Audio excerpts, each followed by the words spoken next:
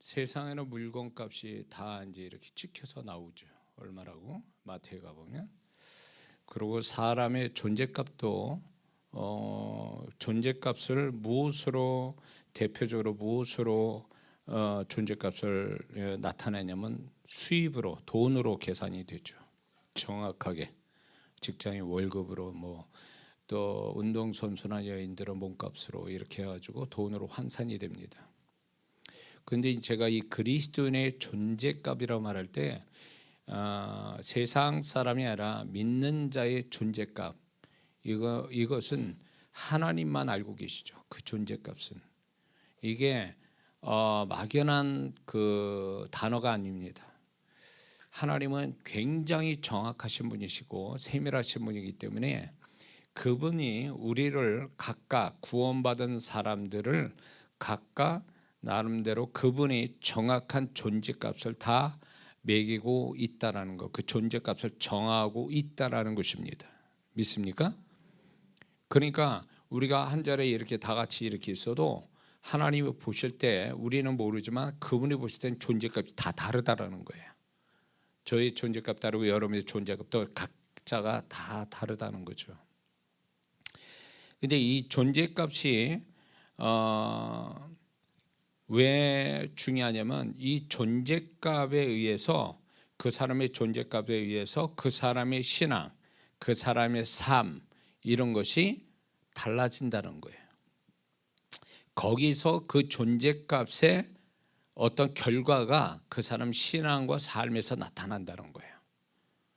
이 존재값은 그 존재값이 높으냐 낮으냐에 따라서 그 사람의 신앙과 삶의 모양이 달라지고 그 사람의 존재값이 높으냐 낮으냐에 따라서 하나님, 우리와 함께 하시는 하나님의 모습이 달리 나타난다는 거예요. 그분의 손길과 그분의 축복이 다르게 나타난다는 겁니다. 그러니까 결국 단순하게 생각할 때 존재값이 높으면 그분이 거기 그 수준에 맞는 그분의 손길, 그분의 축복이 나타나고 존재값이 낮아지면 또 다른 그분의 모습이 나타날 수밖에 없다라는 거예요. 그러니까 성경을 보면 하나님이 존재값이 높은 자는 그 함께 하심이 아주 확실하고 그리고 그분의 손길이 기적이 일어나지 않습니까? 근데 존재값이 낮은 사람은 어떻게 됩니까? 징계와 죽음으로써 하나님이 그거를 나타내시거든요. 그러니까 그분이 우리를 바라보실 때 구원받은 하나님의 자녀이지만 부모가 자식을 많이 낳으면 그 자녀를 다 사랑하지만 사실은 그 자녀 속에서 부모 마음을 기쁘게 하는 자식이 있는가 하면 속 썩이는 자식이 있거든요. 사랑하지만 또 대우가 달라요.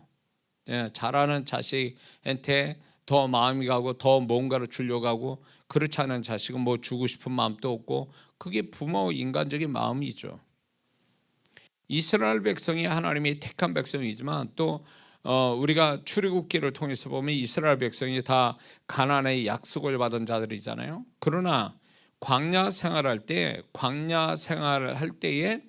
여러 이유로 인해서 광야에서 죽임을 당한 자들이 나오죠. 하나님 앞에 약속받은 자들이잖아요. 하나님의 가나안의 축복을 약속받은 사람인데도 불구하고 광야에서 어떤 모양이든 그들의 존재값이 떨어지니까 하나님이 징계로 나타나는데 그 징계가 끝이 죽음인 거죠. 그런가 하면 하나님이 존재값이 높은 사람 모세나 아론이나 그 외에 또 가나안 땅을 밟은 광야 1세대인 여호수아와 갈렙을 보세요. 그들의 존재값이 나머지 이스라엘 백성들보다 존재값이 높으니까 그분의 함께 하심이 다르잖아요. 그분의 약속과 축복이 다르잖아요. 그러니까 하나님은 사랑의 하나님이시지만 우리가 어떤 존재의 모습을 갖고 있냐에 따라 그분이 차별하신 하나님이라는 것을 분명히 나타내 주고 있거든요. 그러니까 우리가 구원을 받았어도 구원받은 또 그 한날 한시에 구원받았어도 그 사람이 그 다음에 하나님 앞에서 어떤 존재값을 가지고 존재값을 높이냐 낮추냐에 따라서 그분의 나타남이 다르다는 건 분명한 겁니다. 성경이 이미 얘기하고 있으니까요. 그래서 우리가 그분 앞에서 세상은 몰라도 하나님은 내가 존재값이 어떻게 되는지를 이제 앞으로 쭉 얘기할 이 여러 가지 기준점을 가지고 우리의 존재값을 매기시거든요. 저는 세상 또 수치로 다 나오잖아요. 0.0000 뭐 이러면서 컴퓨터를 할 때는 뭐 엄청난 세밀하게 계산까지 다 나오는 것은 나는 하나님이 그렇게 하신다고 보는 거예요. 그 컴퓨터에서 정확한 수치가 엄청난 긴 그 세밀한 수치를 나타나는 이 컴퓨터의 수치가 하나님이 가지신 어떤 정확성, 세밀함을 계시해 준다고 보는 거예요. 그 정도로 하나님이 그거를 우리가 알 수 있는 게 뭐냐면 하나님이 우리 머리털까지 세셨다고 그랬잖아요. 그 머리털까지 세셨다는 건 얼마나 세밀하고 또 그 머리털 속에서 번호를 매겨서 그 하나를 무작위로 뽑을 때 그게 몇 번째 머리칼인지를 알아내시는 그 하나님이만 정확하고 세밀하다는 걸 얘기하는 거거든요. 그런 하나님이 우리의 존재값을 두리뭉실하게 계산하신 분이 아니거든요. 우리는 잘 몰라도 돼요. 그분만 정확하신 하나님이, 공평하신 하나님이 우리의 존재값만 잘 계산해 주시면 되는 거거든요. 세상은 그렇지 않거든요. 잘하고도 욕먹고 존재값의 인정을 못 받는 사람들도 많거든요. 세상에 잘못 알게 돼서. 그러나 예수 믿는 사람은 잘못 알 수가 없어요. 하나님이 정확하신 분이기 때문에 우리의 존재값은 정확하게 그분이 다 가지고 있어요. 우리끼리만 모를 뿐이에요. 그러나 이제 영의 세계로 들어가 보면 영의 세계에서 귀신들이 어쩌면 우리끼리보다도 귀신을 더 정확하게 알아요. 그 사람이 어느 하나님 앞에 어떤 존재인가를 귀신들을 더 잘 알아본다라는 거죠. 이제 이렇게 저도 이제 귀신 들린 사람들 또 악한 영에 잡혀 있는 사람들을 상대하다 보면 이 귀신이 어느 정도 능력을 가졌는가도 알지만 개인들의 나를 알아봐서 벌써 얘기가 나오기 전에 벌써 얘들은 나갈 준비하고 있고 예수의 이름 말하면 두려워하고 소리치고 이런 걸 제가 듣거든요. 그런 걸 통해서 저도 이제 이건 좀 웃기는 얘기지만 얘네들이 나를 어떻게 생각하는지 죽기 사역할 때 그때 제가 또 잠시 잠깐 경험할 때가 있어요. 얘네들을 더 정확하게 아니까. 우리끼리는 모릅니다. 근데 영의 세계에서는 천사가 알아보고 마귀가, 악한 영이 우리의 존재값, 우리가 존재가 어느 정도인가를 다 알 수 있다는 얘기예요. 그러나 정확하게 아신 분은 하나님이시거든요. 그런데 그 하나님이 우리의 각각의 존재값을 알게 아시는데 아시는 걸로 끝난 게 아니라 그 존재값에 맞게 그의 신앙이나 그의 삶을 그분이 알아주신다, 내가 너를 책임져 준다, 내가 너를 축복한다, 내가 너와 함께 있다라는 이 단어가 추상적 단어가 아니라 실제로 그분이 현실적으로 나타내 주신다는 거예요. 그걸 통해서 이 사람이 본인도 하나님이 나를 이 정도로 생각하시구나, 나를 이 정도로 생각하시는구나, 이런 걸 통해서 내가 그분 앞에 어느 정도의 내가 존재값을 그분 앞에 어느 정도 존재값을 갖고 있는지를 예측할 수 있다는 거죠. 예상할 수 있다는 거죠. 그러니까 제가 지난주에도 말씀드렸지만 제가 존재값을 높일 때와 존재값이 떨어질 때 그분의 나타남이 다르시다고. 그분의 음성도 다르고 그분의 나타남도 다르고. 이제 저는 사역자잖아요. 늘상 강단에 서야 되고 영혼들을 축복하는 통로자의 역할을 하는 데 있어서 저는 실감나게 경험하거든요. 이게 영혼들을 사역할 때도 그분의 음성 들어오고 그분이 저를 통해서 사역할 때도 내가 존재값이 높을 때와 낮을 때가 다르단 말이에요. 그러니까 기도를 많이 한다고 해서 물론 기도가 도움이 되지만 기도를 많이 한다서 뭐가 이게 기도가 모든 걸 다 소위 말하면 이게 모든 걸 대표하는 건 아니거든요.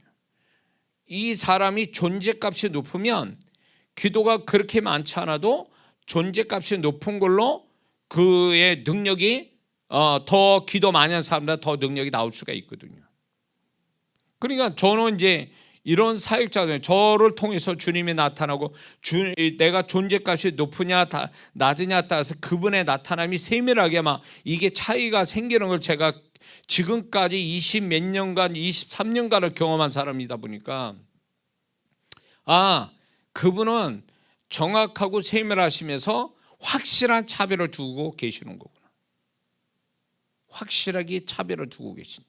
근데 여러분들은 이제 영적으로 좀 민감하고 분별력 있는 성도는 그거 다 알 거예요. 그러나 제가 이 얘기하면 알아듣는 사람이 있어요. 그러나 보통 성도분들은 이런 쪽에 관심이 없다 보니까 그분이 나를 어느 정도 존재값을 갖고 나를 어떻게 대하시는지를 잘 감을 못 잡을 때가 있어요. 감을 잘 못 잡는다고요. 근데 이게 문제가 되는 거예요. 그분이 나를 존재값이 높을 때 낮을 때는 그 차이를 경험 못하는 거예요. 이거를 분별을 못하니까 늘상 같은 값이라고 생각하거든요. 같은 값이라고 절대 그렇지 않아요. 주님과 함께 사는 사람이 되어질 때 주님과 늘 함께 사는 자라면 주님이 이거에 대한 감각을 갖게 하시거든요. 주님의 음성이 좀 다르다. 같은 음성인데도 그분의 감정이 다르고 그분이 나를 대하시는 마음이 다르고 그리고 또 그분이 나와 함께 하신 늘 일상의 같은 생활인데도 불구하고 그분의 나타남이 다르다는 걸 알게 돼요. 이런 걸 통해서 내가 이거는 처음에는 내가 무감각해서 그런가 무관심해서 그런가 내가 잘 알지 못해서 그런가 라고 생각을 했던 적이 있어요. 그런데 이게 나중에 알고 보니까 그게 아니고 내가 존재값이 높을 때와 낮을 때가 차이가 있다는 걸 알게 된 거예요. 그거는 결국 내 존재값에 따라 그분의 나타남이 변동이 생긴다라는 거예요. 또 우리가 알아야 될 거는 우리의 존재값은 늘 변동이 있다라는 거예요. 변동이 있어요. 내가 오늘 정말 그분을 기쁘시게 하는 하루를 살았어. 어제는 그분의 마음을 상하게 하면서 하루를 살았다면 이 하루 차이가 이 하루가 엄청난 그분의 나타남이 엄청난 차이가 난다는 거예요. 왜? 그분을 기쁘게 하는 존재해서 존재감 높을 때에 그분의 나타남과 내가 그분을 속상하게 만들어서 존재감 떨어질 때에 그분의 나타남은 완전히 다르거든요. 분명한 사실은 제가 경험한 바로는 말씀을 드리는 거예요. 내가 존재값이 높게 되면요 그분의 나타남이 세밀하고 확실하게 느껴져요. 알아져요. 근데 제가 존재값이 뚝 떨어지면 그분이 안 계신 것처럼 경험이 된다. 안 계신 것 같아. 그날은 이게 뭔가가 하나님 앞에 존재값을 높이기 위한 어떤 회개를 한다든가 방향을 튼다든가 내가 이런 잘못된 걸 고친다든가 뭐 이런 어떤 존재값을 높이기 위한 작업을 하지 않는 한 그분의 나타남이 멀리 있거나 안 나타나거나 이래 버린다는 거죠.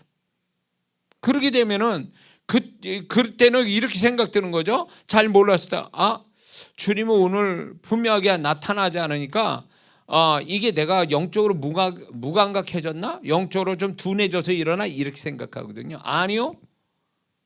내가 뭔가 그분 앞에 그분이 멀리 느껴지고 못 느낄 정도로의 존재값이 떨어졌다는 거예요. 그게 해석이 그렇게 돼야 되는 거예요. 자, 쉽게 얘기해서 세상 사람처럼 막 사는 크리스찬하고 정말 교회 성실하게 교회 생활하는 사람하고 존재값이 같습니까? 다르죠. 완전히 다르죠. 그러면 세상에 파묻혀서 세상 사람 같이 사는 사람 속에 하나님의 흔적이 있습니까? 그분이 함께 하신 증거가 있겠어요? 없어요. 왜? 존재값이 바닥이니까 아예 그분의 나타남이 아예 없는 거예요. 그게 없는 거예요. 그분이 살아계신데도, 그분이 함께 하신데도 함께 한 증거도 없고 아예 그분이 안 계신 것처럼 돼버린 거지. 이거는 존재값이 낮은 데서 오는 현상이, 이건 극단적으로 얘기하는 거예요. 그러면 교회를 성실히 다니는 사람은 적어도 세상에 파묻혀 사는 성도보다 훨씬 더 그분의 나타남이 세밀하고 저 가까이 있겠죠. 그분의 흔적이 있겠죠. 그분의 손길이 있겠죠. 이게 이런 차이가 생기는 거예요. 응?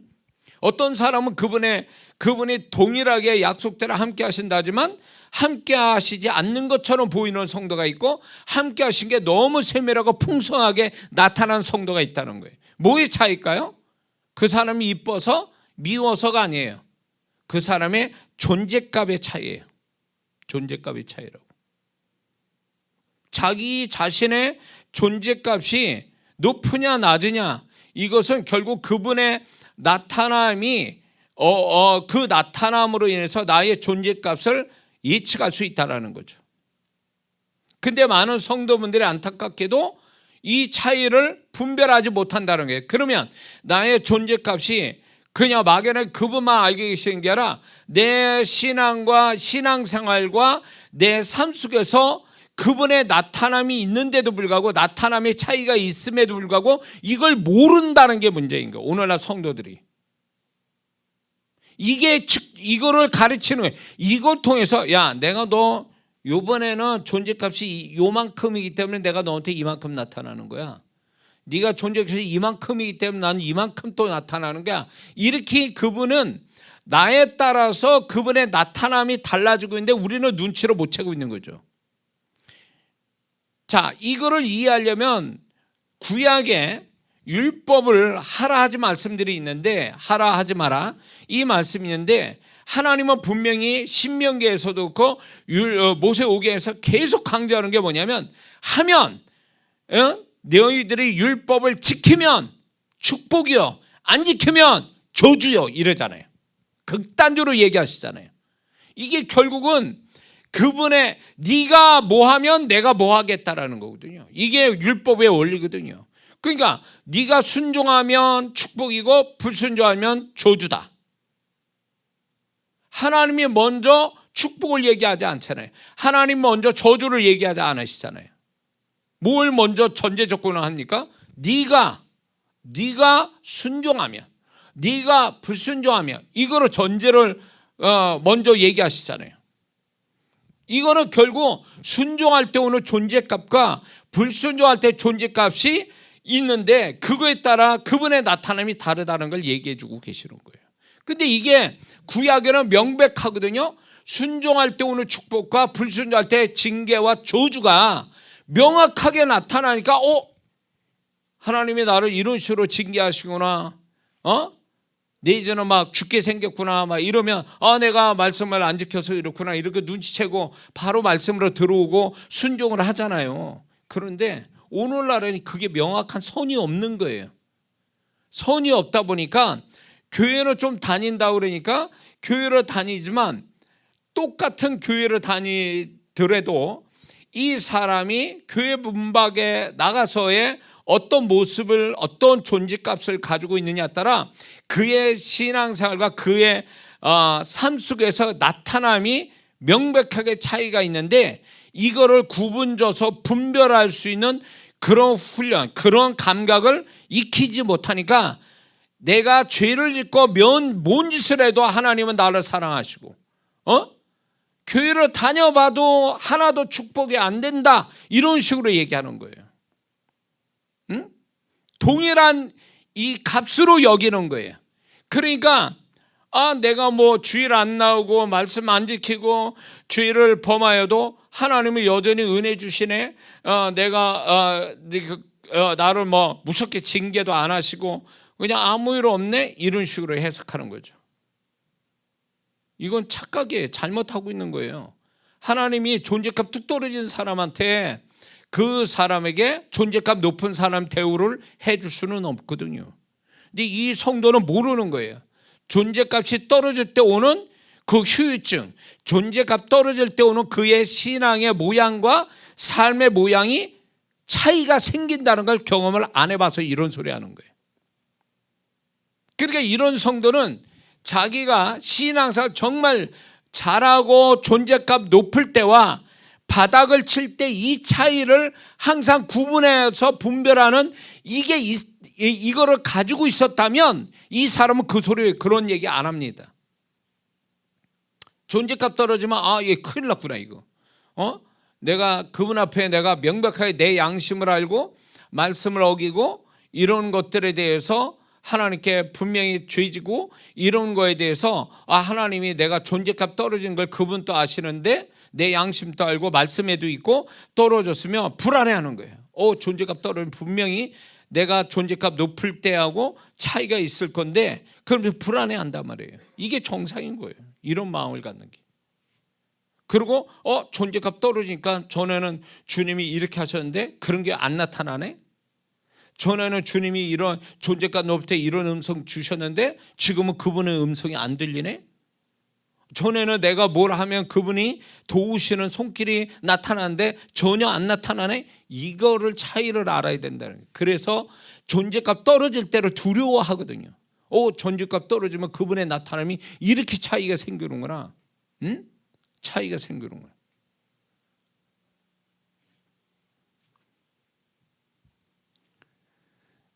시험을 잘 보면 과거에 이제 제가 학교 다닐 때도 시험을 잘 보면 우리 아버님이 용돈을 주셨어요.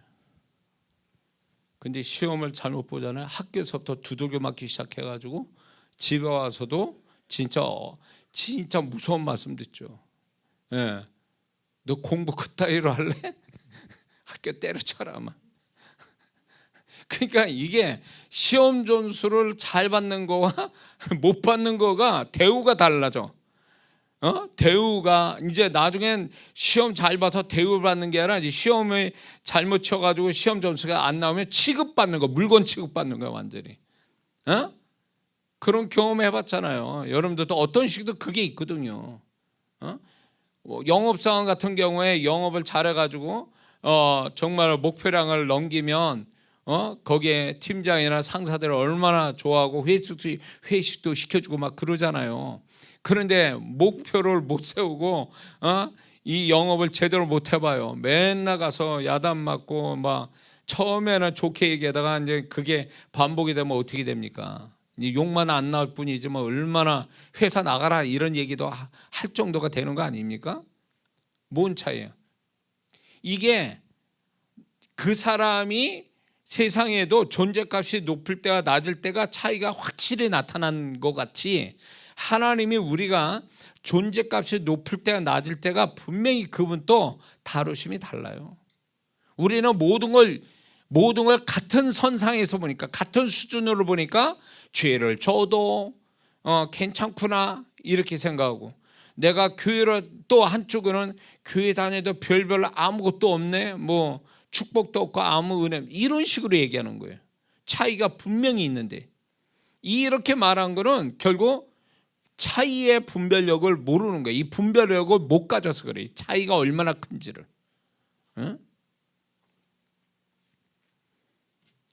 그래서 이제 제가 이제 우리 교회 성도도 그렇고 이제 저에게 오는 그 성도분들한테도 제가 이제 개인적으로 기도하고 어떤 성도에게서 특별히 이런 얘기할 때 있어요. 하나님 이 성도에게 차이를 알게 해주세요. 하나님의 나타남의 차이를 알게 해주세요. 이럴 때와 저럴 때에 그분의 나타남이 어떠한지를 알아서 정신 차리게 해주세요. 존재값 떨어질 때 하나님이 나타나지 않을 때 오는 그 어려움과 낭패와 손해와 이런 것들을 한번 시겁나게 경험해서 존재감 높이는 게 얼마나 중요한 부분인지를 알게 해달라는 기도를 하게 되거든요. 우리 교회 성도들 등록 성도들한테 제가 지금 얘기지만 제가 이제 개인적으로 우리 성도들을 위해서 기도할 때 하나님 차이를 알게 해주세요. 주일 지키는 거 안 지키는 거 11조 한 거와 안 한 거 주의적인 말을 한 거와 말을 들은 거와 안 들은 거의 차이를 알게 해달라고. 그래야 이것이 얼마나 중요한지 이 차이가 존재값 차이가 되는 거고 이 차이가 하나님의 나타남의 차이가 된다라는 것을 알아야 되거든요. 그분은 공평하신 하나님이면서 동시에 차별하신 하나님이세요. 존재값에 따라서 차별을 두신다 그 얘기예요. 작은 소작이 냉수 한 그릇 주는 것도 결단코 상을 잃지 않는다. 상을 주신다는 그 얘기 아니에요? 그러니까 이 냉수 한 그릇 자체가 상이 왔다 갔다 할 정도로 상의 차이가 생긴다는 거 보면 얼마나 그분이 세밀하게 차별을 두신지를 알 수 있거든요. 그러므로 존재값이 떨어지면 그만큼 한마디로 말하면 손해보는 일을 하는 거예요. 손해보는 인생을 살 수밖에 없어요. 뭐 어떤 사람은 이 핑계 저 핑계 대죠. 탓하지요. 환경 탓하고 사람 탓하고 무슨 탓하고 이 핑계 대고 저 핑계 대고 어쩔 수 없이 이럴 수밖에 없다라고 자꾸 존재값 떨어지는 거를 자꾸 다른 데다 원인을 찾고 이렇게 하면서 하나님께 그런 얘기하는 사람은 이게 하나님 앞에 통할 거라 하지만 하나님은 절대 이거를 안 받아들이신다는 거죠. 그러니까 우리는 어떻게든지 존재값을 높여야 살 길이 열리고 축복을 받게 돼 있는 거지 존재값 떨어져서 축복을 주신 적은 없다 그 얘기예요. 그러니까 제가 수많은 성도분들이 문제를 심각하게 가져와서 울며 불며 기도하고 이런 성도분들이 있어요. 근데 이 성도분이 과연 이 문제가 풀릴 거냐, 하나님이 기적적으로 풀릴 거냐 안 풀릴 거냐, 언제 풀릴 거냐, 빠르게 풀릴 거냐 느리게 풀릴 거냐는 뭘로 보면 아냐면 이 성도분들이 어떤 태도를 가지고 하나님 앞에 어떤 태도를 보이는가, 이 사람이 정말로 존재값을 높게 하는 걸 먼저 하느냐 아니면 존재값이 바닥치는데도 여전히 문제만 가지고 씨름하고 있느냐, 이거에 따라서 달라지거든요. 어떤 성도는 문제만 가지고 붙들고 막 하나님이 해결해 달라고 그래요. 존재값은 바닥인데, 존재값은 바닥인데 문제만 해결해 달라고 하는 이 사람은 해결 못 받습니다. 한마디로 말해서 정말 그런 분이 저의 주님의 음성을 들을 귀가 있다면 얘기를 하죠. 그러나 들을 귀도 없기 때문에 얘기해 줄 수도 없어. 얘기를 해도 안 들어먹을 거니까. 오히려 말하는 저를 오히려 더 이상하게 볼 수도 있으니까 얘기를 안 하는 거예요. 그런데 보세요. 존재값이 떨어진 상태에서 문제를 해결하면 그 사람이 그 문제를 해결한 걸 가지고 하나님께 정말 감사할 것 같아요? 감사 안 합니다, 그 사람. 그리고 존재값 떨어진 데서 문제 해결되면 그 사람이 더 축복된 사람으로 존재값 높은 사람으로 살 것 같습니까? 절대 안 그래요. 더 바닥치면 바닥치지. 응? 돈 없어가지고 살려주세요, 저한테 물질 주세요, 맨날 그 돈 가지고 딴짓거리하고 하나님께 헌금하지도 않고 하나님에 쓰지도 않는 사람이 돈 없다고 난리쳐가지고 돈 달라고 그랬을 때 하나님이 만약에 돈을 주시면 그 사람이 교회에다 헌금하고 하나님 위해서 그 물질을 쓸 것 같습니까? 딴짓거리 하지. 왜? 존재값이 그러니까 나중에 축복받아도 그 존재값에 맞게 하거든요. 존재값이 높은 사람은요, 축복을 주셔도 하나님이 안심하고 주시는 것은 이 존재값이 높은 사람이 이 축복 가지고 하나님 앞에 어떻게 기뻐하게 할지를 하나님도 아시기 때문에 안심하고 그 사람을 축복합니다. 맡겨주세요, 좋은 거를. 그러나 존재값이 바닥치는 사람한테는 왜 안 주시느냐 할 때 주면 난리 나거든요. 주면 이거 더 타락할 거라는 아시니까. 존재값 낮은 사람이 결국 축복받아서 존재값이 높아지면 다행인데 높아지지 않고 오히려 그거를 기회 삼아 더 타락한 도구로 쓰게 돼 있거든요. 이 사람 건강 달라고, 몸이 약해서 건강 달라고 건강 줬더니 주일 안 지켜. 그리고 돈 번다고 주일도 안 지키고 사람 만나고 돌아다니다가 진짜 그러다 죽은 사람 이야기도 있거든요. 하나님이 그렇게 건강 주셨더니 그 건강으로 하나님 위해서 쓰지 않고 자기 돈 버는 데다가 그 건강 쓰다가 결국 죽어버렸단 말이에요. 이건 실화예요. 그러니까 존재값이 그렇게 높아질 때 하나님은 더 좋은 거, 더 많은 걸 더 많이 맡겨주신 은혜가 올 텐데 존재값이 바닥치니까 구하는 것도 얻지 못하고 주시는 것도 결국 존재값이 낮아가지고 지킬 줄도 모르고 그 존재값이 낮으니까 하나님이 은혜로 주신 것도 결국 변질돼서 오히려 징계받는 꼴이 되는 거죠. 나중에는. 이게 문제인 거예요. 이게. 존재값이 낮으면 심각해집니다. 우리가 구원받았다는 얘기가 뭡니까? 구원받기 전에 뭐예요? 마귀에 속한 자요. 지옥 갈 사람이에요. 죄값이 엄청난 자들이에요. 바닥을 친 지옥에 갈 존재값을 가진 자들이라고요. 원래 우리가. 근데 예수 그리스도 우리 주님으로 말미암아 우리가 구원받았잖아요. 하나님의 은혜로 믿음으로 말미암아 하나님의 은혜로 구원받았잖아요. 구원받았다라는 건 다른 쪽으로 표현하면 존재값을 높여주신 거예요. 나를 천국 가는 사람 만들어 주셨다는 건 그만큼 지옥 갈 나를 천국 가게 만들어 존재값으로 바뀌어 주셨다는 거예요. 그거는 내 노력으로 된 게 아니잖아요. 그분의 은혜로 됐다면 우리는 그 존재값을 높여주신 그 기점으로 구원받은 기점으로 해서 존재값을 높여가야 그게 구원의 은혜에 보답하는 사람이 되는 거예요. 그래서 존재값을 높여준 그 구원에 보답하는 차원에서 존재값을 높여갈 때 하나님이 기뻐하시고 십자가로 높이는 자가 되는 거예요. 그러면 하나님이 그런 자를 그냥 놔두시겠냐고요. 응? 존재값이 높아질수록 그 사람의 그분의 존재가 나타남이 다르고 그분의 축복하심이 달라요. 그리고 그 사람이 천국 갈 때 상이 다르고 뭐 천국에는 차이가 다 있다고 그래요. 거기도 차별이 있다고 그래요. 응?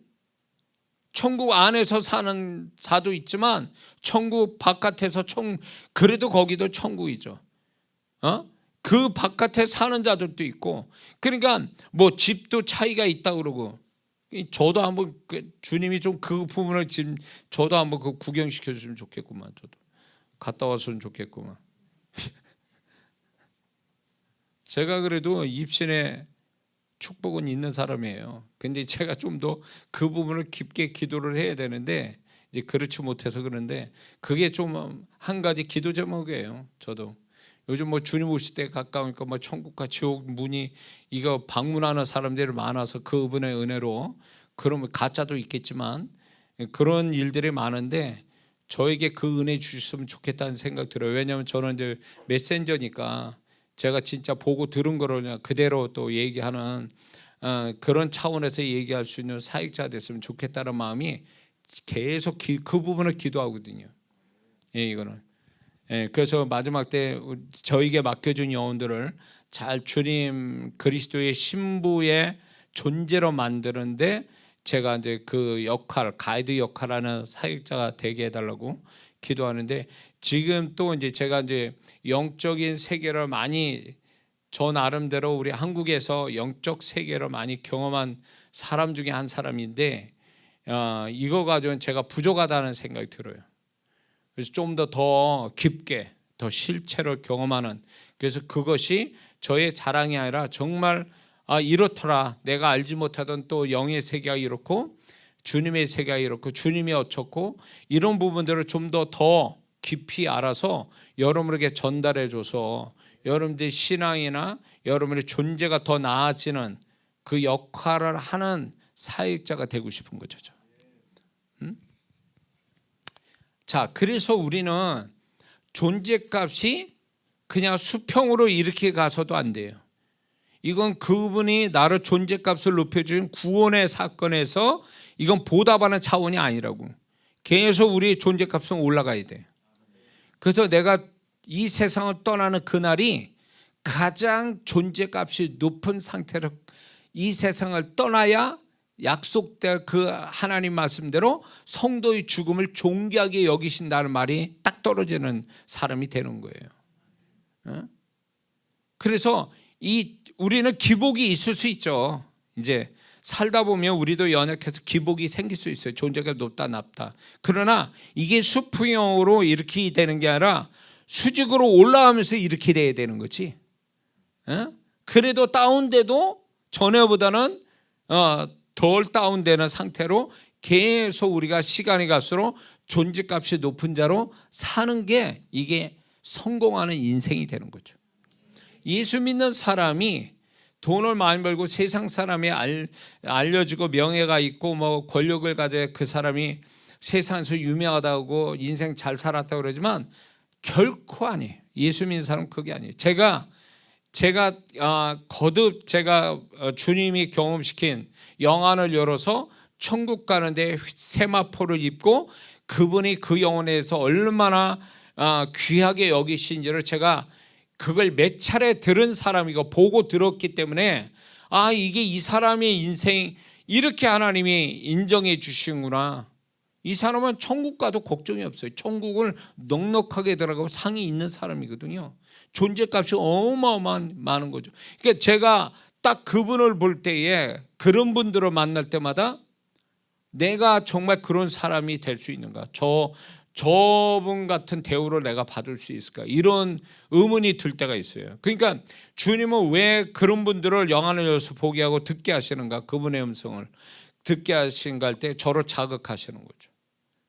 건방 떨지 마라. 네가 나를 통해서 네가 너를 통해서 나를 나타나는 거 가지고 자랑하지 말고 교만하지 마라.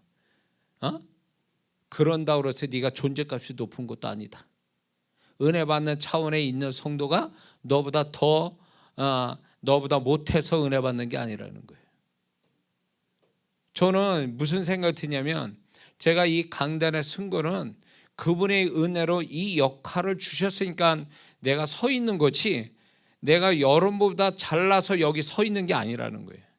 그분이 이런 역할 주셨으니까 역할에 충실하기 위해서 지금 하고 있을 뿐이지 이런 역할이었다 그래서 여러분을 앉아서 제 설교를 듣는 여러분이 저보다 더 낫거나 존재값이 낮은 것은 결코 아니라는 거예요.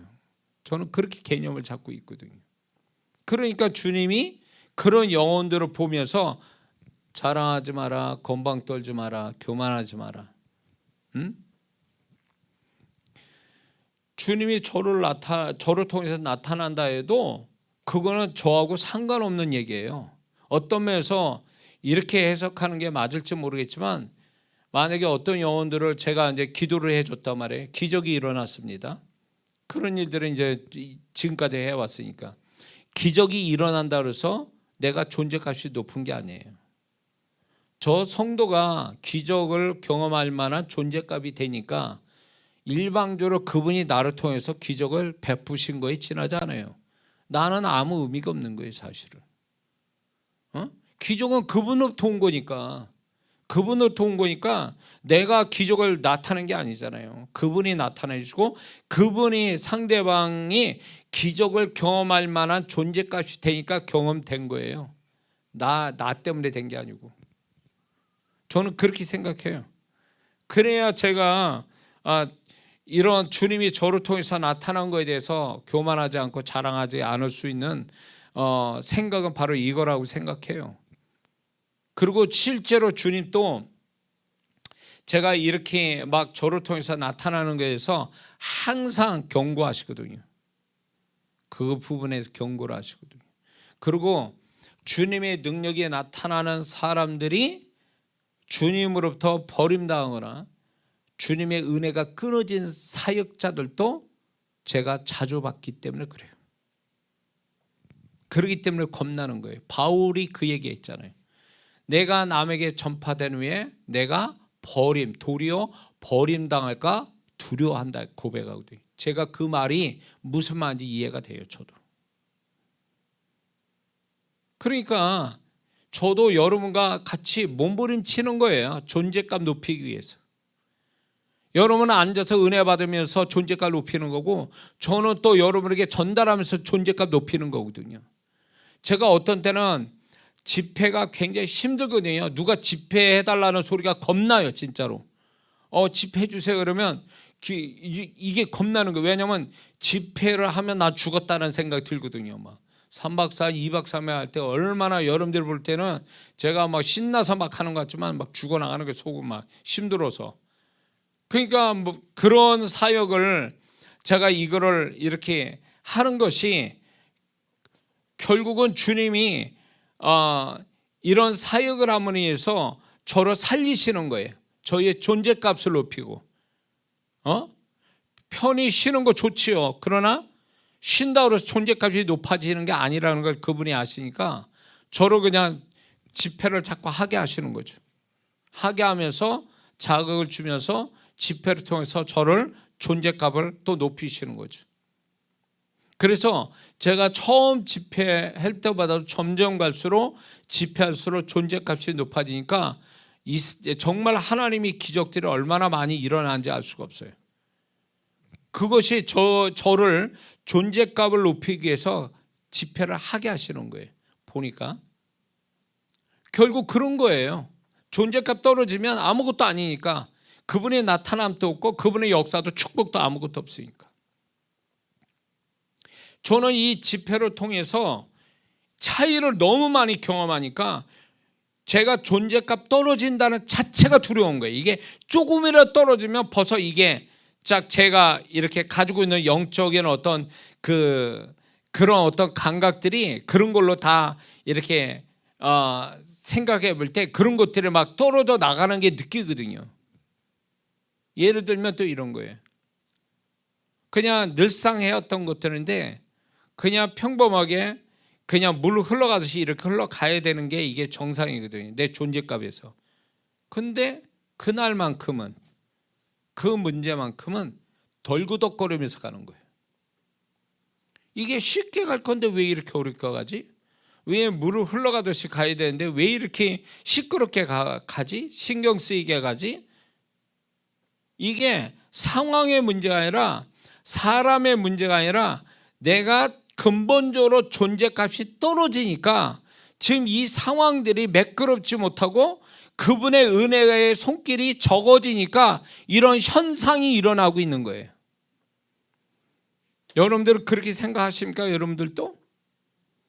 이거 재수 없어가지고 사람 잘못 만나가지고 또 이런 상황 만나가지고 내가 이렇게 힘들게 됐다고 이런 식으로 해석하면 그 사람은 세상적인 생각 가지고 사는 사람이라고. 우리는 그분 앞에서 사는 자인데 그분이 내 삶에 허락 없이 되어진 일이 있을 수 있습니까? 그분이 우리의 삶을 다스려 가는데 그분이 방심해서 몰라서 우리 삶이 엉망진창 되는 것들이 있었습니까? 아니요. 그분이 얼마나 철저하게 우리 삶을 다스려 가시는데요. 얼마나 그분이 우리의 삶을 주장해 가시냐고요. 근데 그게 우연이 되겠습니까? 어쩌다가 그렇게 되는 것 같아요? 아니요. 절대 그렇지 않아요. 그러니까 이런 부분을 통해서 예수 믿는 정말 영적인 사고방식을 갖는 사람이라면 왜 평상시대로 그냥 늘상 그렇게 가야 될 게 왜 똑같은 삶을 사는데 왜 틀린 어떤 상황들이 생길까? 왜 시끄럽고 복잡하고 힘들고 어렵게 기분 나쁘게 막 흘러갈까? 전에 같지 않게.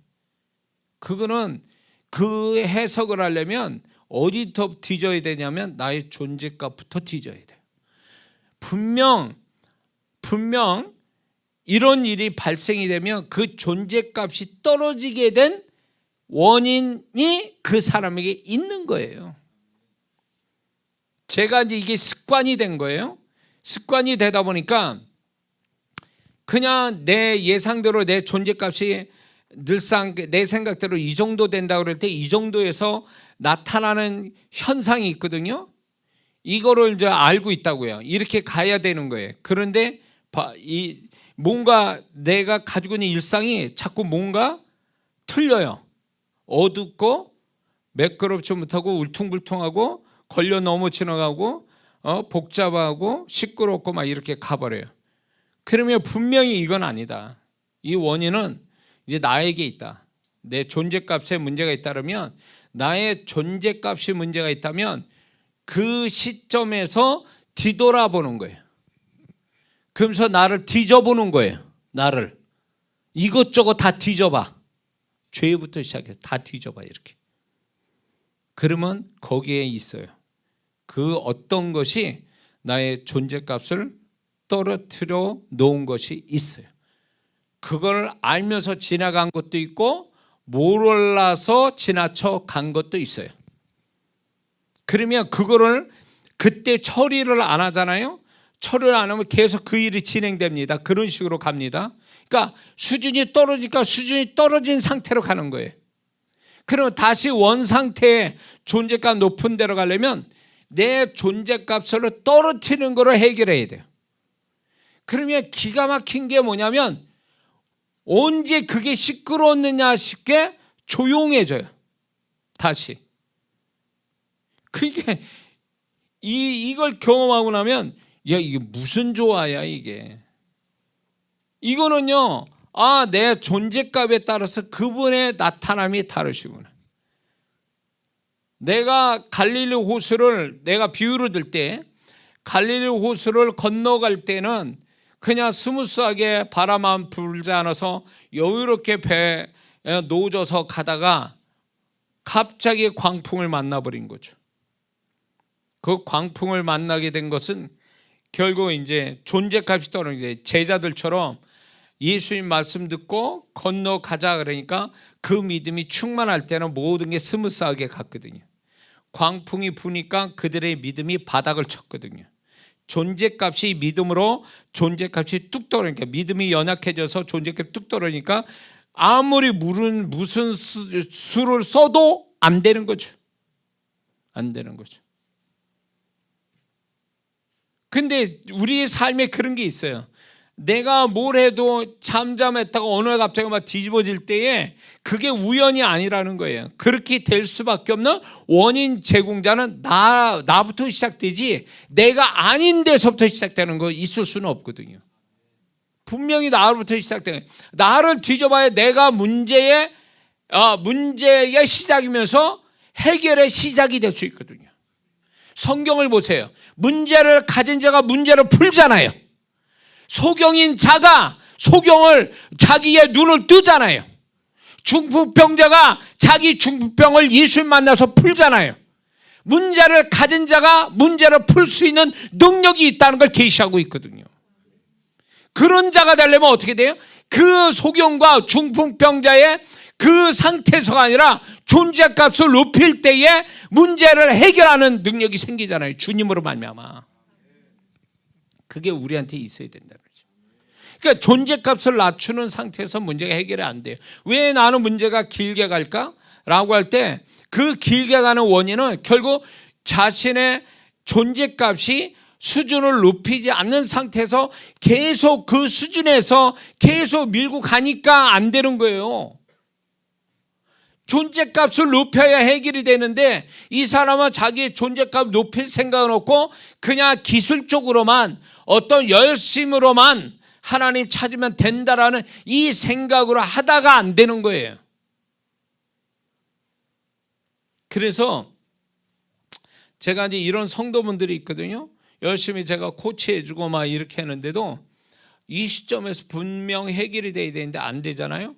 그러면 이 성도를 다시 한번 이렇게 영적인 코치를 할 때 분명히 이 성도가 놓치는 것 아니면 숨기고 있는 것 이거는 그 사람의 존재값하고 연결이 돼 있거든요.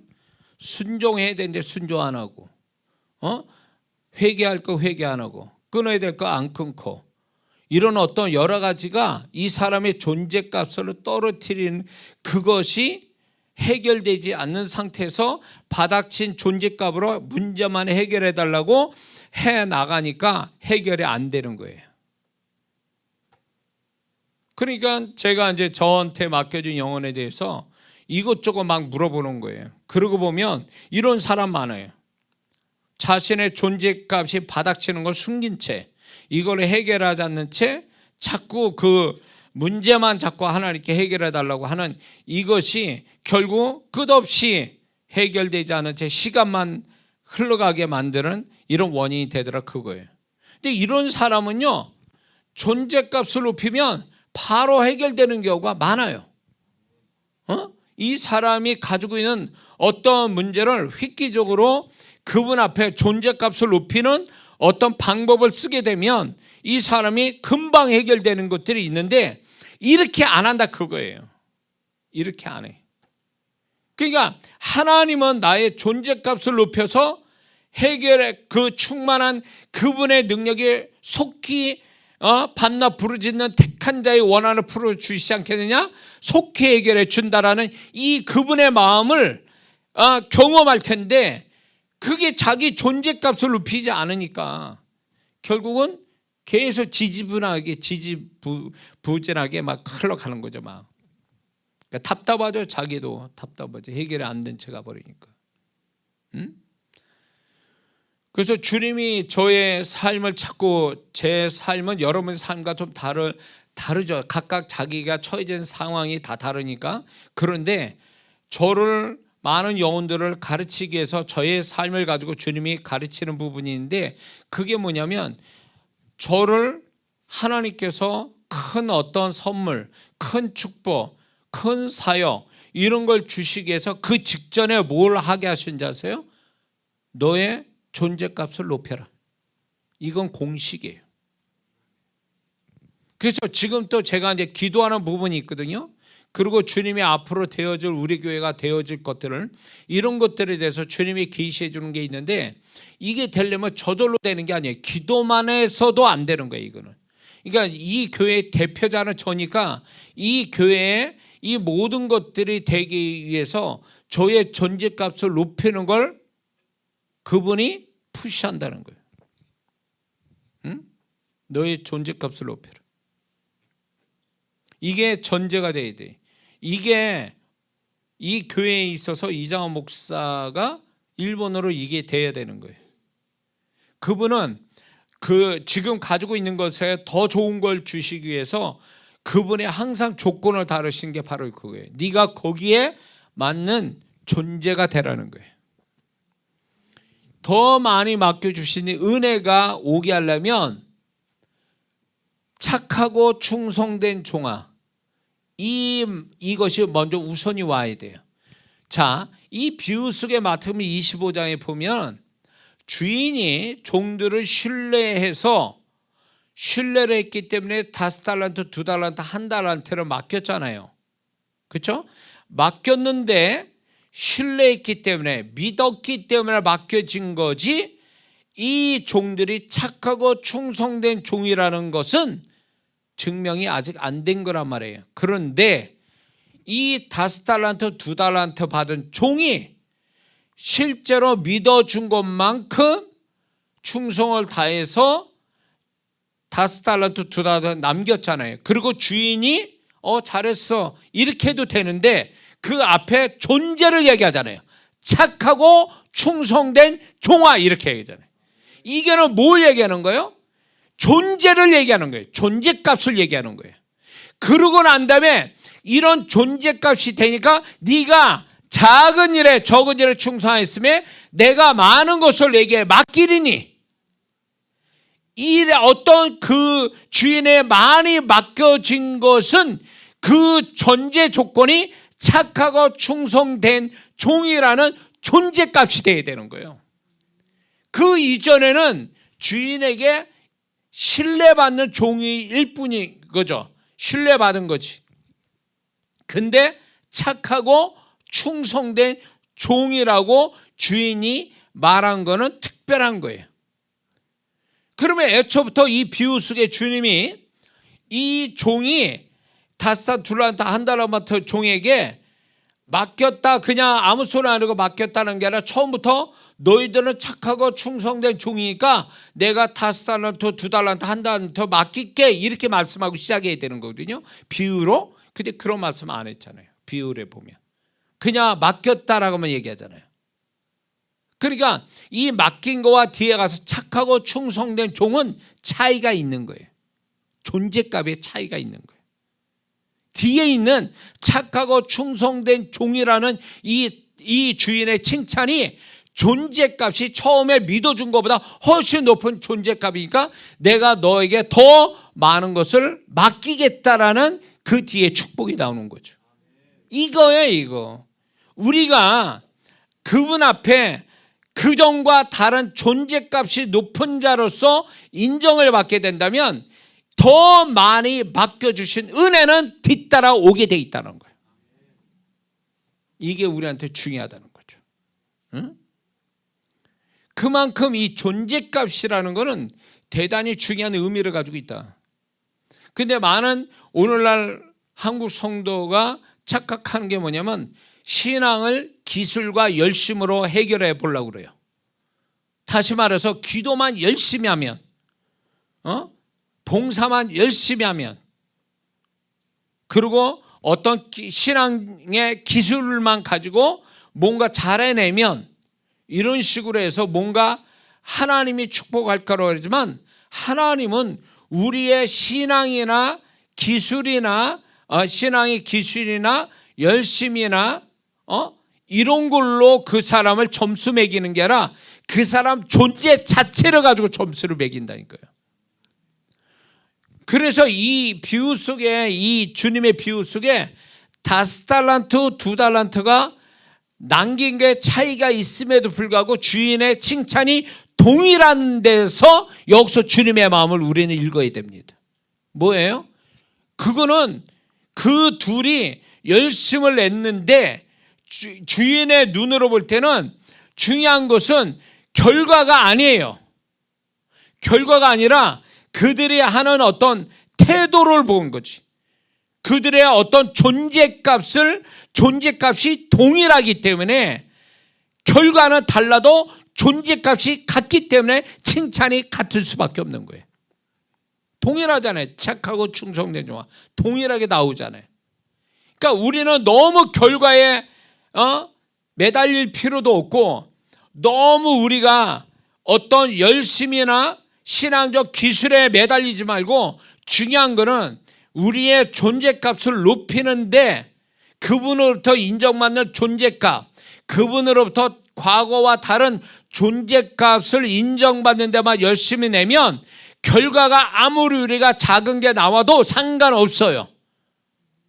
그분은 결과를 따지는 게 아니라 우리가 존재값이 높으냐 낮으냐 따라서 이걸 가지고 맡기기도 하고 1달란트 받은 자처럼 아예 그냥 처리해버리는, 바깥에 내쫓고 가진 거를 다른 사람한테 줘버리는 그런 주인의 모습이 우리 주님의 모습이라는 거예요. 그건 뭐예요? 1달란트 받은 자가 게을러서 그런 겁니까? 아니요. 악하고 게으른 종아 이렇게 얘기죠. 그건 결국 뭐예요? 존재값이, 그분이 바라는 존재값이 안 되는 거예요. 그 이전에 1달란트 받았을 때보다도 더 형편없는 존재값이 되니까 그 존재값에 맞는 취급을 받는 것밖에 안 되는 거지. 응?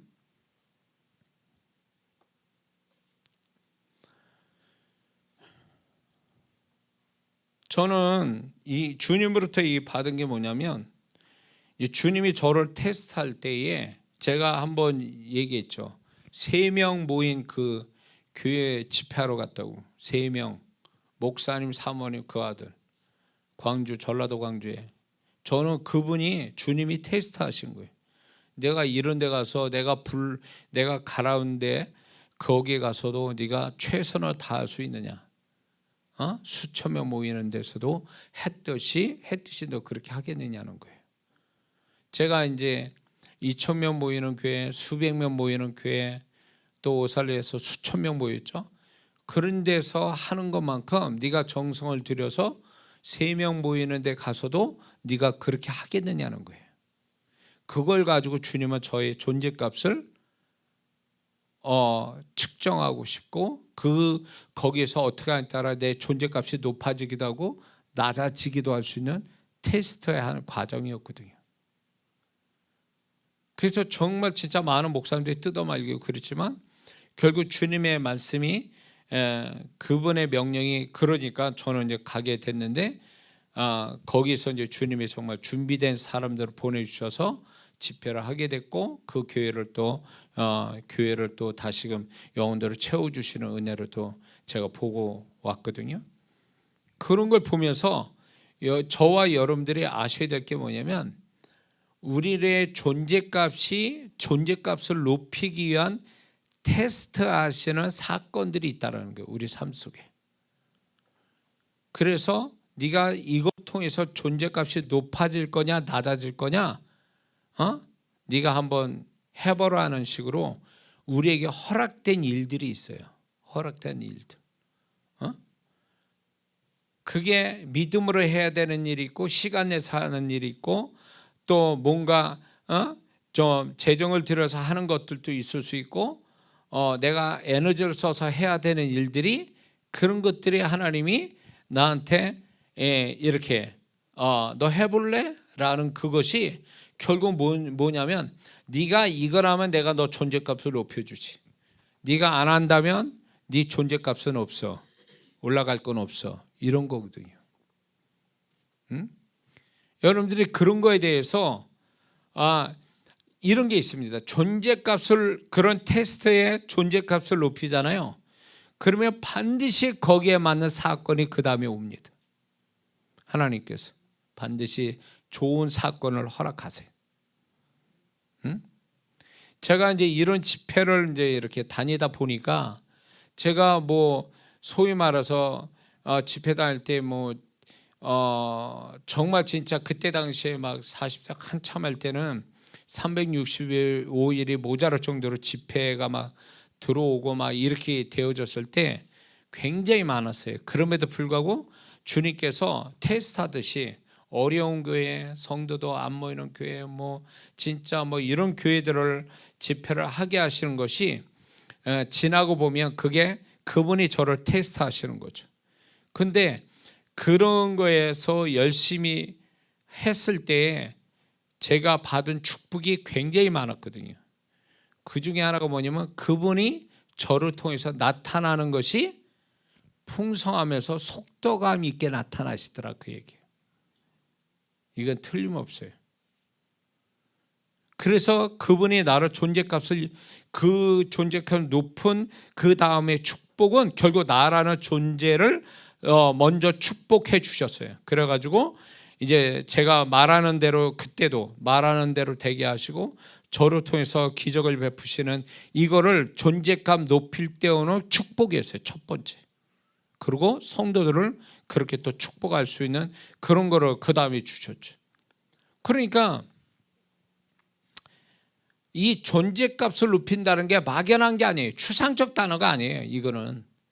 이거를요 우리는 이 존재값을 높인다?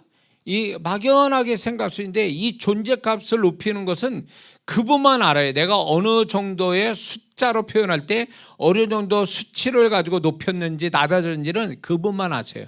그러면 우리는 정확하게 몰라도 무엇을 보고 하냐면 내가 존재값이 높아질 때 낮아질 때 오는 신앙의 모습, 신앙생활의 모습과 삶의 모습을 통해서 그분이 나타내 주신다는 거예요. 그걸 통해서 내가 존재값이 높아서 이런 일이 생기는구나. 존재값이 낮아져서 이런 일이 생겼구나를 우리는 측정하는 거죠. 그걸 가지고 예측하는 거죠. 그러다 보면 참 재밌어요. 이런 부분들이. 그래서 세상 흘러가는 대로 자충우돌, 우왕좌 내 삶이 막 뒤죽박죽 이런 식으로 막 흘러가는 것 같아도 결국 그거는 가만히 들여다보면 질서가 있고요. 우리 믿는 자의 공식이 있고 원리가 다 있어요. 그 중에 하나가 뭐냐면 우리 삶이 뒤죽박죽 엉망진창 자충우돌 막 흘러가는 것 같아도 그 원인은 결국은 나로부터 출발이 된다는 거예요. 왜냐하면 내 인생의 주인공은 나지 다른 게 내 인생의 주인공이 될 수 없어요. 적어도 내 인생 속에서는 나하고 관계된 모든 곳에서는 내가 주인공이에요. 그래서 나로부터 시작이 되는 거예요. 그러니까 내가 존재값이 높아지면 하나님이 내 존재값의 높은 대로 설정을 다시 하세요. 존재값이 낮아지잖아요. 존재값이 낮아지면 그 낮아진 그 낮아진 것만큼의 설정이 다시 생겨요. 세팅을 다시 한다는 게 그분이.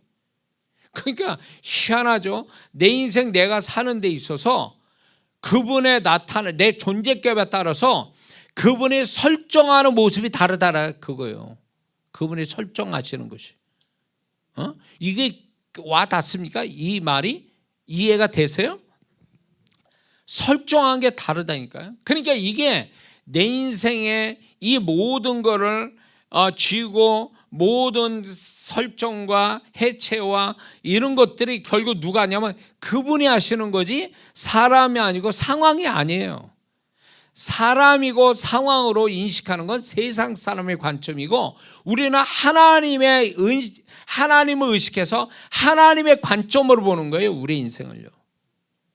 그래서 하나님이 내 존재값이 높으니까 이렇게 세팅해 놓으셨구나.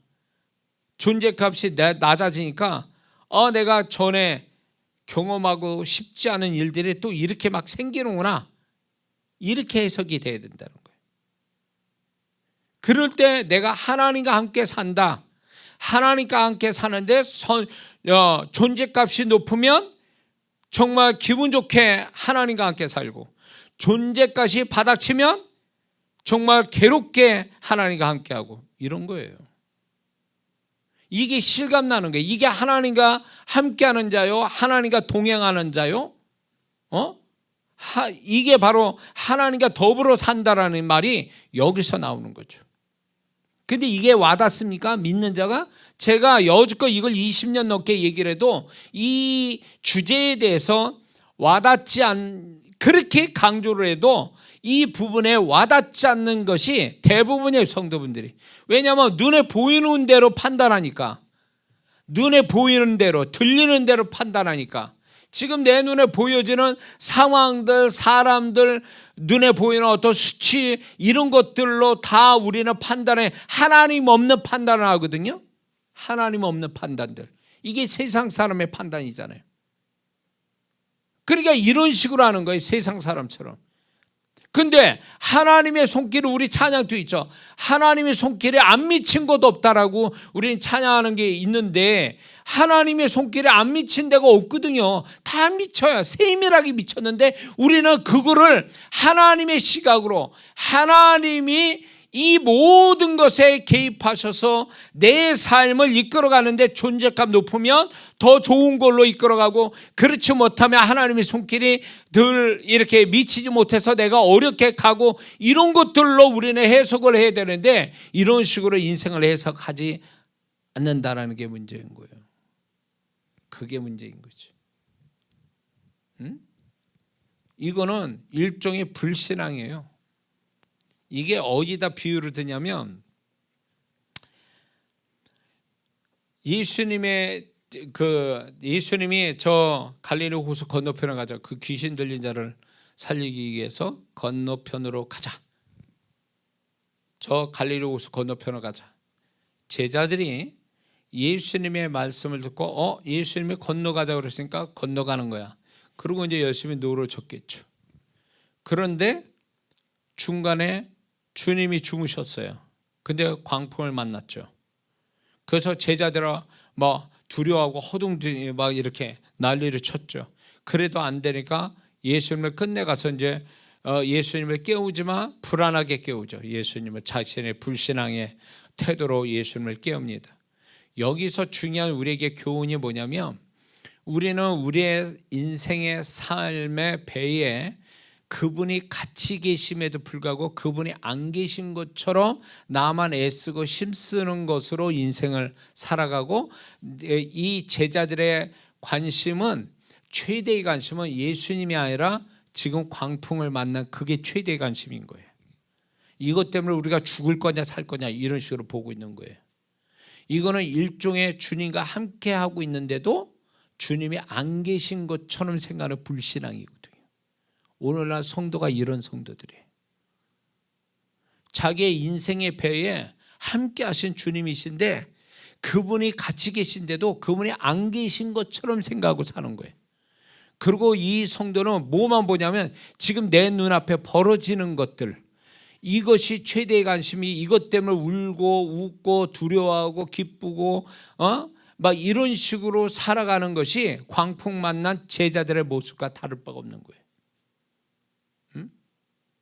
예수님이 함께 하시니 그분이 간다고 그래서 저 건너편에 간다니까 우리는 건널 수 있어. 그러고 그냥 광풍 만나든 안 하든 간에 그냥 계속 앞으로 가면 되는 거거든요. 아니면 그냥 광풍 만날 때 예수님에 껴서 예수님 이거 광풍 만나는데 주님이 어떻게 해결해 주시면 좋겠습니다. 이러고 아예 예수님이 처음부터 그분의 요청을 하든가, 이게 예수님과 함께 하고 있다라는 하나의 신앙이잖아요. 신앙의 표현이잖아요. 근데 제자들은 그렇게 안 했잖아요. 근데 이 모습이, 제자들의 모습이 결국 우리 모습이에요. 예수님과 함께 가까이 계시는데도 불구하고 그분이 없는 것처럼 생각하고 그분이 안 계신 것처럼, 소경인 것처럼 행동을 해버리니까 주님이 거기서 불쾌한 감정을 드러내시잖아요. 왜 두려워하느냐? 믿음이 적은 자들을. 뭐를 얘기하신 거예요? 풍랑을 잠자케 했지만 주님의 관점은 뭐예요? 너희들이 나를 믿지 못하고 있다. 너희들 속에 내가 있다. 내가 어떤 주님이라는 것을 너희들이 아직 모르고 나를 찾지 않았다. 그래서 너희들이 두려워했다. 이 불신앙을 지적하고 계시잖아요. 문제가 해결된 게 중요한 게 아니라 주님의 지적은요, 너희들이 나를 의식하지 않고 나의 존재를 잊어버리고 너희들끼리 그냥 해결해 보려고 하는 그것이라는 거죠. 오늘날 성도들이 이 모습이라는 거예요.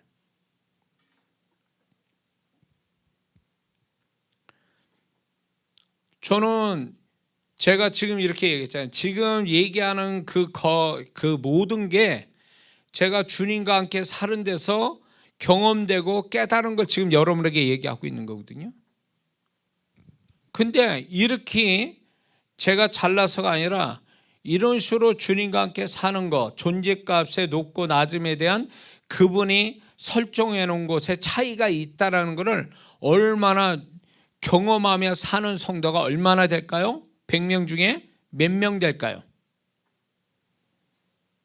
저는 이 부분에 대해서 이제 신앙이 맨날 하라 하지 마라, 내지는 그냥 행동하는 그 자체로, 행위를 갖는 그 자체로 만족하는 신앙, 착하게만 살면 되는 신앙, 이게 아니라는 거예요. 이게 이런 신앙 가지고는 주님 오실 때 신부로 들림 못 받습니다. 이런 신앙 가지고는요. 그런 신앙 가졌다면 교회 떠나게 돼 있어요. 언젠가는. 그 신앙 가지고 세상이 이길 것 같습니까? 그런 식의 신앙을 가져서 주님의 존재도 잊어버리고 사는 사람들인데 뭘로 이긴다는 거예요? 세상과 죄와 마귀와 육신의 정욕을 뭘로 이겨간다는 거예요? 도대체 뭘로? 그냥 교회에 나오는 걸로? 성경 구절 아는 그 구절로? 습관적인 신앙생활로? 그걸로 이긴다는 거예요? 어림도 없어요. 알잖아요. 자기 자신이 알잖아요. 내가 이런 거 가지고 내 조그만 죄도 하나 못 이겨서 맨날 자빠지는 거를 자기가 알면서 어떻게 그걸 가지고 주님 오신 날 무슨 신앙으로 그분을 만날 수 있냐 그거요. 안 돼요. 진짜 신앙생활 승리하고 이기는 신앙, 계시록에 나타난 이기는 신앙, 칭찬받는 신앙이 되려면 행위가 아니에요. 착한 심령이 아니라고. 그분을 얼마나 의식하고 그분과 함께 살고 그분이 나를 어떻게 대하시는가에 대해서 우리가 그거를 눈치채서 그분 앞에서 내가 존재값이 높고 낮을 때 어떻게 대하시는지를 살피면서 존재값을 높이려고 몸부림치는 것. 그래서 그분과 함께 사는 것, 이게 돼야 되는 게. 다윗도 보세요. 하나님과 함께 산 자잖아요. 하나님과, 그때 당시에 율법으로 사는 자들이 거의 다였는데 이 다윗은 율법 위에 살아계신 하나님과 함께 산 자잖아요. 그럼에도 불구하고 그 다윗이 하나님과 함께 산 사람인데도 범죄했잖아요. 범죄했는데 하나님이 어떻게 돼 있어요? 범죄하여 존재감이 뚝 떨어지니까 어떻게 됐냐 말이에요. 그 사람이 집안에 칼이 떠나지 않고 자식으로 말미암아 죽임을 당하려고 도망다니게 되어지고, 그리고 자기의 어떤 불신앙으로 인해서 애매한 이스라엘 백성 7만 명이 3일 만에 전염병으로 죽어버리는, 뭐예요? 존재값이 뚝 떨어지니까 자기만 아니라 자기 지방과 자기가 속한 백성들을 죽이게 하는 그런 사람이 되고 됐잖아요. 존재값 떨어지니까. 존재값 떨어지면 이 지경이 된다는 걸 가르쳐 주고 계시잖아요. 응?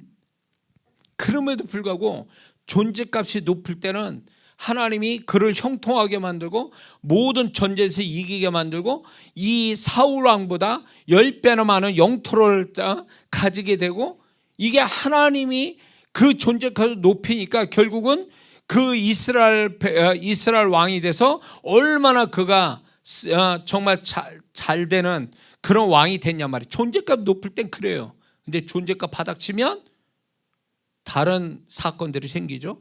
이게 하나님의 모습이에요. 이게 극단적인 모습을 보이는 것은 우리도 그럴 수도 있지만 그 정도가 돼야 깨닫는 것은 어리석은 거라는 거죠. 그런 일이 벌어지기 전에 조그만 차이가 생길 때 알아채라, 그거예요. 그분이 못 막아서 내 삶이 엉망이 되고 괴로운 일이 생긴 겁니까? 그분이 나를 그분이 능력이 없어서 나를 못 지켜주셔서 내가 지금 눈물을 흘리고 힘든 일을 겪느냐, 그 얘기예요. 아니에요. 내가 존재값이 떨어지니까 그분의 손길이 덜 나타나는 것 뿐이라고. 덜 나타나는 게 아니라 아예 그냥 마귀한테 허락해가지고 고난받게 하는 수도 있다, 그 얘기예요. 존재값 떨어지면. 존재값이 높아지면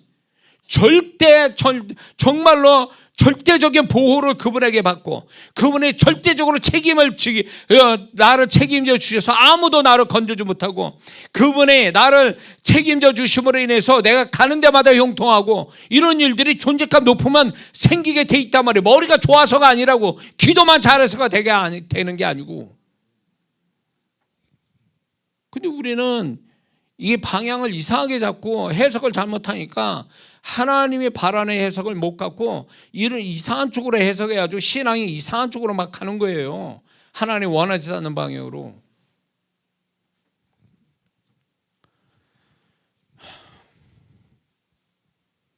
지금 본문은 한 줄도 지금 못하고 있네요. 새로운 영혼들이 많이 들어오는 것 같아요. 지금 영상에도 그렇고 여기도 그렇고. 무슨 얘기인지 이해가 되시죠? 우리는 세월이 가면 갈수록 우리가 뭐가 잘났겠어요? 근데 우리가 뭘 세상 사람보다 더 잘나게 살 수 있습니까? 그냥 나대로 최선 다해서 살아가는 건데, 그냥 평범하게 살아가는데, 평범한 삶 속에 다른 사람이 주목하지도 않는 평범한 삶 속에 평범치 않는 게 있는데, 바로 그게 뭐냐면 하나님과 더불어 살아가는 거죠. 그분과 함께 살아서 그분을 알아가는 거예요. 그분을 아는데 말씀으로 알고, 하나님 기록된 말씀으로 그분을, 과거의 하나님을 알고 지금 현재 하나님을 알아가는 거예요.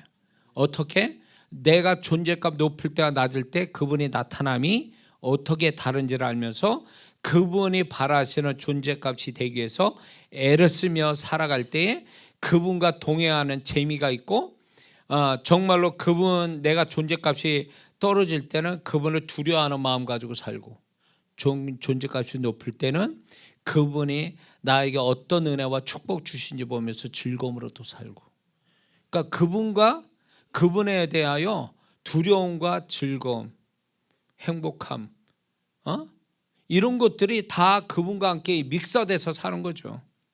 그래서 내가 이 세상 떠나서 주님 만날 때 그분과 함께 사는 이야기만 그분이 들으실 거라는 생각이 들어요. 나 혼자 열심히 산 거 관심 없어요. 그분은. 성경에 뭘 얘기합니까?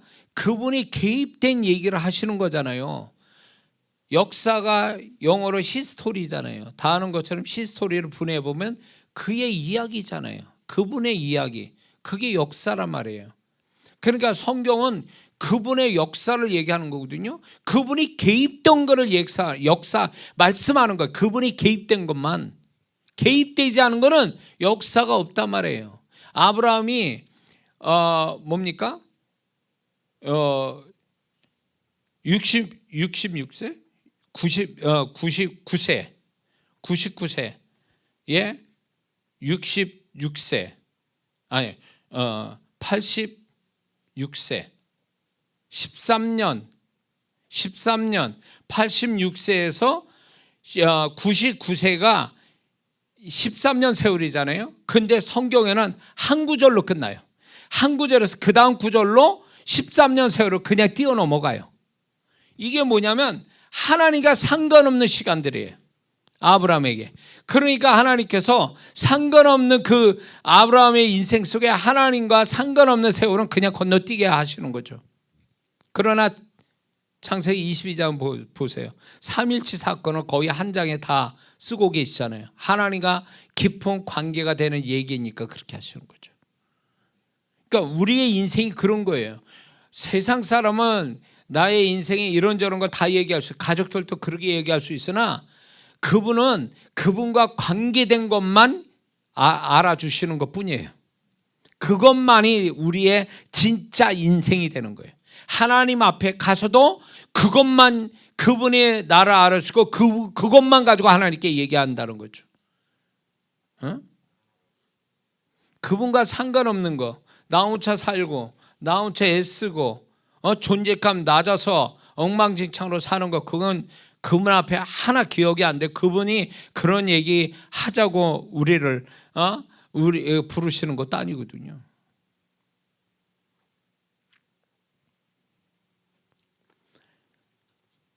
신앙, 우리가 살아간다는 거와 내가 숨을 쉰다는 거와 신앙생활이라는 것이 하나의 아주 중요한 어떤 맥락을 같이 이루고 있는데, 결국 뭐냐면 그분과 함께 살아서 그분을 알아가고 그분의 손길, 그분의 나를 다루시고 나를 어떻게 대하시는지를 알아가는 거예요. 그래서 그분을 세월이 갈수록 그분을 더 아는 것, 지식으로 알 뿐만 아니라 내 삶을 가지고 아는 것. 그래서 과거보다 그분을 더 많이 알아서 그것 때문에 그분을 더 신뢰하고 더 나아가서 그분을 더 사랑하는 것. 이게 우리가 이 땅에서 우리가 가져야 할 모습이라는 거죠.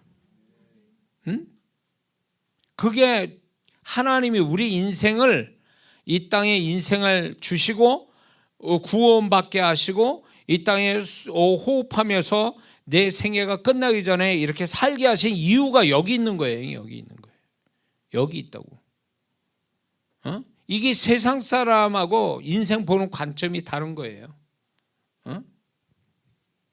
우리가 너무 세상 사람처럼 세상 것에 너무 우리가 매달려서 거기에 열심히 사는 것 때문에 정말 나와 함께 하시고 나의 모든 걸 알고 계시고 함께 하신 거를 이 모양 저 모양으로 나타나시는 그분을 전혀 알아보지 못한 채 소경인 것처럼 기머거린 것처럼 그렇게 사는 그것은 그분에게 또 하나의 슬픔을 드리는 거예요. 우리도 세상에서 돈 벌고 세상 사람과 뭐 사귀고 뭐 이렇게 저렇게 살아가죠. 세상 구조 속에서. 근데 그거에 너무 마음을 빼앗기고 너무 거기 잡히다 보니까 진짜 지금 현재의 하나님, 과거의 성경 속에만 계신 하나님이라 지금 또 함께 하신 그분을 경험하고 그분을 알아가고 그분을 나의 삶 속에 어떻게 계신지를 알아가는 이것을 점점 이 데이터가 많아져 가서 나중에는 그분을 눈에 보듯이 보여지고 보이지 않지만 그분을 눈에 보는 것 같고 그분의 말씀 안에도 벌써 나는 그분의 마음이 뭔지를 알고 내 삶을 가지고도 이런 식의 그분과의 어떤 이것은 결국 그분과의 친밀함을 점점 가져가는 모습이거든요. 구원받을 때는 구원자로만 알고 있다가 점점 살아가면서 구원자이신 그분을 좀 더 나의 모든 삶에 함께 하시는 친밀한 주님이라는 사실을 알아가는 것, 이게 우리의 인생의 모습이 되어야 된다는 거죠. 그러려고 지금 사는 거예요. 예. 그래서 우리가 인생 다 이렇게 살다 보면 누가 내 인생을 다 기록하고 일거수일투족을 기록하고 알아주기 전까지는 뭐 내 인생을 누가 알겠어요. 나도 내 인생을 다 기억 못하는데. 그러니까 우리는 가면 갈수록 나도 내 인생을 까먹고 산다고 잊어버려요. 제가 그렇게 엄청난 사역을 하고 엄청난 하나님, 저도 기억 못해요. 세월이 갔기 때문에 누가 하나 뭐 알아주는 사람도 없을 수도 있어요. 그런 세월이 가면서 우리는 다 잊혀져 가는 거예요. 그리고 사람들도 왔다 가고 그런 모든 수많은 일들이 경험되고 지나가는데, 그런 어떤 그런 인생의 모습에서 오로지 우리는 기억되고 또 경험돼서 놓치지 않는, 그거는 뭐냐면 살아계신 주님과 함께 사는 것, 그것만큼은 놓치지 말아야 돼. 그것만큼은 기억하고 있어야 돼. 그것은 세월이 가면 갈수록 그분을 더 아는 것, 그분을 더 아는 것, 그분의 마음도 알고 그분이 내 삶에 함께 하시는 것도 알고, 그래서 어떻게 하는지, 그래서 나중에는 물어볼 필요도 없이 그분을 잘 아니까 그냥 알아지는 거예요. 그냥 한 집에 같이 살면, 부부가 오래 살고 같이 한 집에 살면 말하지 않아도 눈빛만 봐도 알고 느낌으로도 다 아는 것처럼 우리가 그분과의 함께 사는 게 이런 모습이 돼야 돼요. 세월이 가면 갈수록. 다윗이 그렇게 산 거예요. 사실은 중간에 실수했지만 그렇게 산 거예요. 우리는 그런 삶을 그분은 우리에게 원하시는 거예요. 에녹과 노아도 결국은 그런 사람이었다는 거예요. 하나님과 동의하는데 이런 삶을 살았기 때문에 에녹은 죽음을 경험하지 않고 천국 가고, 노아는 새로운 인류가 됐죠. 구원받아. 그 영광이 있잖아요. 우리는 그렇게 사는 거죠. 다 잊어버려도 주님이 나한테 이렇게 하셨어요. 그리고 주님은 과거보다 나는 주님을 지금 더 잘 알아. 그분의 마음을, 그분의 말씀을, 그분이 내 삶에 어떻게 하신지를 나는 더 잘 알아. 이러면 그 사람은 인생 잘 살은 거예요. 하나님 보실 땐 인생 잘 살았다고 말씀해 주실 거예요. 그렇게 살아야 우리가 그렇게 사는 그 다음에 영광을 보겠어요. 주님 오신 날 정결한 신부의 존재로 들림받는 거죠. 그날이 올 때까지 우리는 존재감 높이는 거, 이거 아주 중요합니다. 존재감 떨어뜨리기 위해서 사단이 역사를 할 건데, 사단의 역사에 속지 마세요. 육신의 정욕이, 세상이, 악한 영이 우리를 존재감 뚝뚝뚝 떨어뜨려서 하나님 앞에 하나님 존재도 없어지고 흔적도 없고 사단만, 귀신만 드글드글거리고 죄만 덮어쓰고 살아가는 존재가 되지 말아야 됩니다. 존재감 높여야 돼요. 높이면 다른 세상이 보입니다.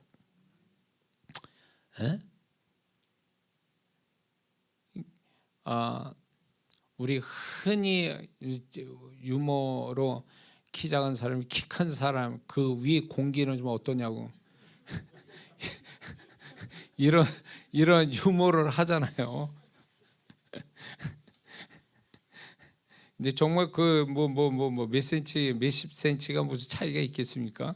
웃자고 하는 얘기인데, 저는 이게 차이가 존재감 높을 때와 낮을 때의 그 높이 낮음의 차이는 분명히 있을 거라 봐요.